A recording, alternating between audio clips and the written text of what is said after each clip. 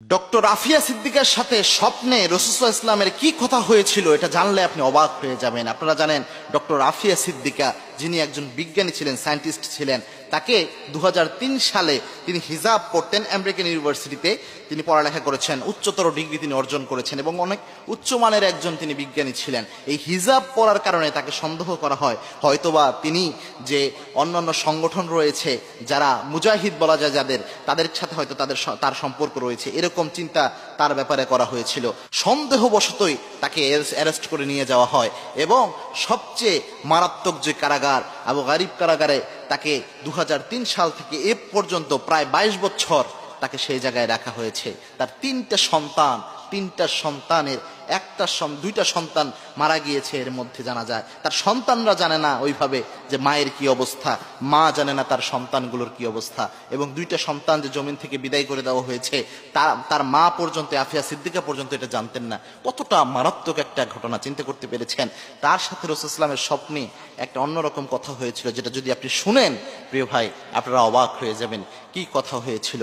এই বোনকে নির্যাতন করার পর এই বোন একদিন রাতের বেলায় ঘুমিয়ে রয়েছেন। আফিয়া সিদ্দিকা তার ব্যাপারে তার নিজের বোন সাক্ষাৎকার দিচ্ছেন। আফিয়া সিদ্দিকা রাতের বেলায় ঘুমিয়ে রয়েছেন, হঠাৎ করে তিনি স্বপ্নে দেখেন, স্বপ্নে রাসূলুল্লাহ সাল্লাল্লাহু আলাইহি ওয়াসাল্লাম আফিয়া সিদ্দিকার কাছে এসেছেন। এসে আফিয়া সিদ্দিকাকে বলছেন, মা তুমি কেমন আছো? আফিয়া সিদ্দিকা চোখের পানি ফেলে বলছেন, ইয়া রাসূলুল্লাহ সাল্লাল্লাহু আলাইহি ওয়াসাল্লাম আমি এখন ভালো আছি আলহামদুলিল্লাহ। বলছেন, ইয়া রাসূলুল্লাহ আমি যে পরীক্ষা দিচ্ছি, দীর্ঘদিন যাবত আমি এই পরীক্ষা দিচ্ছি, ইয়া রাসূলুল্লাহ সাল্লাল্লাহু আলাইহি ওয়াসাল্লাম আর কতদিন আমার এই পরীক্ষা হবে, কতদিন আমি এই জায়গায় থাকবো? আল্লাহর হাবিব সাল্লাল্লাহু আলাইহি ওয়াসাল্লাম স্বপ্নে তাকে বলছেন যে মা এটা তো তোমার পরীক্ষা নয়, এটা আমার মুসলিম উম্মার জন্য পরীক্ষা। এই পরীক্ষা হচ্ছে মুসলিম উম্মার পরীক্ষা।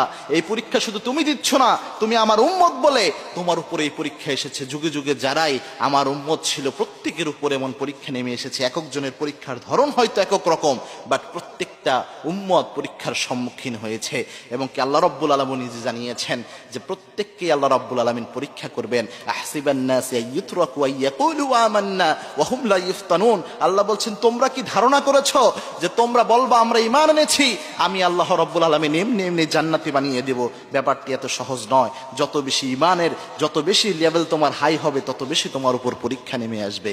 এবং কি আল্লাহর হাবিব জানিয়েছেন আল্লাহ রাব্বুল আলামিন ঈমানদার বান্দাদেরকে পরীক্ষা করেন, পরীক্ষার মাধ্যমে আল্লাহ রাব্বুল আলামিন ঈমানটা যাচাই করেন এবং এই পরীক্ষাগুলোর মাধ্যমে ঈমানদার বান্দার গুনাহ আল্লাহ রাব্বুল আলামিন মাফ করে দেয়। সুবহানাল্লাহ। এই আফিয়া সিদ্দিকার সাথে রাসূলুল্লাহ ইসলামের সাক্ষাৎকারের পরে তিনি অনেকটাই সন্তুষ্ট হয়েছেন এবং তার উপর যে নির্যাতন হয়েছে আমার বোনদের শিক্ষা নেওয়া উচিত। দেখেন একজন বোন পর্দা করার কারণে এই কোরবানি দিয়েছেন, যদিও তিনি জুলুমের শিকার হয়েছেন, কিন্তু তার সবচেয়ে বড় সার্থকতা রাসূলুল্লাহ ইসলাম স্বয়ং স্বপ্নে এসে তাকে সান্ত্বনা দিয়েছেন। আমাদের জীবনে জান্নাতের চেয়ে বড় তো কোনো সফলতা হতে পারে না।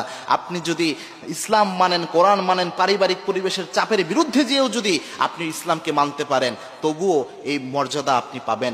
আমাদের দেশে অনেক বোন রয়েছে যারা প্র্যাকটিস করতে চায় ইসলাম, পর্দা করতে চায়, পারিবারিক অনেক পরিবেশ, আত্মীয় স্বজনরা অনেক সময় বাধাগ্রস্ত করে, টিটকারি করে। আপনি যদি এগুলোকে উপেক্ষা করে এই পর্দা করতে পারেন, ইনশাআল্লাহ আল্লাহ রাব্বুল আলামিনও আপনাকে কোনো না কোনো মর্যাদা দান করে দিবে।